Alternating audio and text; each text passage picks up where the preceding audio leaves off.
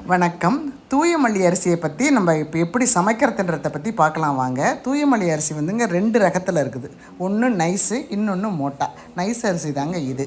சூப்பராக இருக்குங்க. இந்த சாதம் வந்து ஒரு அரை மணி நேரம் ஊற வச்சு குக் பண்ணோமா நல்லா வெண்மையாக நல்லா ஜம்முன்னு இருக்குங்க. இந்த அரிசி மோட்டா அரிசிங்க. இந்த மோட்டா அரிசியில் சாதம் பெருசாக இருக்கும், மற்றபடி வேறு ஒரு குறையும் கிடையாதுங்க. இது விற்பனையாகும் கடைங்க. இது செம்மண்டலத்தில் இருக்குது, கடலூர் நியரு. அவங்க ஃபோன் நம்பரும் இருக்குது, கடை பேரும் இருக்குது. இதை பற்றின முழு வீடியோவை நான் போட்டிருக்கேன். அதை பார்த்து அந்த கடையில் இருக்கிறவங்கள நீங்கள் தொடர்பு கொண்டு எப்படி வேணாலும் வாங்கிக்கலாம். இந்த அரிசி வந்துங்க நான் இப்போ 1 டம்ளர் வேக வச்சுருக்கிறேன். 200 கிராம்.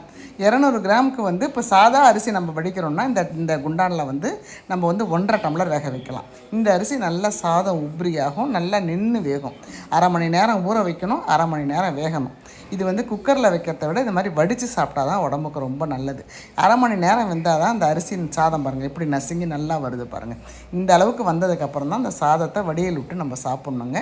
இது சாதம் நிறைய ஆகும். அதனால் சின்ன பாத்திரத்தை மாமூலாக நீங்கள் வந்து 1 டம்ளர் அரிசி வடிக்கிற பாத்திரத்தில் இதை போட்டிங்கன்னா நிறைய சாதம் வரும். அதனால் கொஞ்சம் பெரிய பாத்திரத்தில் போட்டு தாராளமாக தண்ணி வச்சு ஒரு அரை மணி நேரம் அதாவது ஸ்லோ தீயில் வச்சு வேக வச்சிங்கன்னா சாதம் ஜம்முன்னு இருக்குங்க.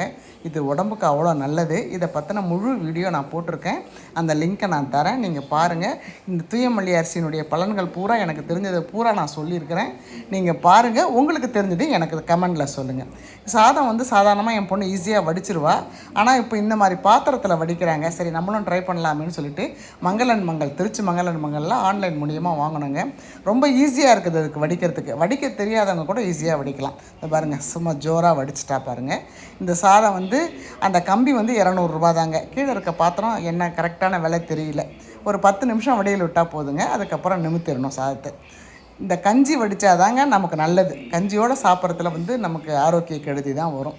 சாதத்தை நிமித்திட்டு ஒரு ஹாட் பாக்ஸில் இதை கொட்டிக்கணுங்க. நல்லா மூடியை திறந்துட்டு சூடாக இருக்கிறப்பயே அந்த ஹாட் பாக்ஸில் கொட்டி அந்த ஹாட் பாக்ஸ் ஃபுல்லாக சாதம் இருக்கணும். அப்போ தான் சூடு குறையாமல் இருக்குங்க. எப்பயுமே நம்ம ஹாட் பாக்ஸில் ஒரு பொருள் வைக்கிறோன்னா அது ஃபுல்லாக வச்சா தான் நமக்கு நல்ல சூடு அப்படியே கிடைக்கும். இது ஃபுல்லாக சாதத்தை கொட்டிட்டு ஹாட் பாக்ஸை மூடிட்டோமா, மூடியும் ஒரு 5 நிமிஷம் 10 நிமிஷம் கழித்து தான் நம்ம அதை சாப்பிட்ணும். அப்போ தான் அந்த சாதம் நல்லா குமுறி மலர்ந்து நல்லா இருக்குங்க. அவ்வளோதாங்க. எங்கள் வீட்டில் நாங்கள் செய்கிற முறைகள் இது தாங்க. இன்னும் இதை பற்றி விளக்கமாக எனக்கு நேரம் இருக்கிறப்ப நான் அழகான ஒரு வீடியோவாக போடுறேன். இது பசங்க எடுத்து வச்சுருந்தாங்க. நிறைய குழந்தைங்க எப்படி வடிக்கிறதுமான்னு கேட்டிருந்ததுனால இதை நான் போடுறேங்க. இதை பாருங்கள். அடுத்து பயனுள்ள ஒரு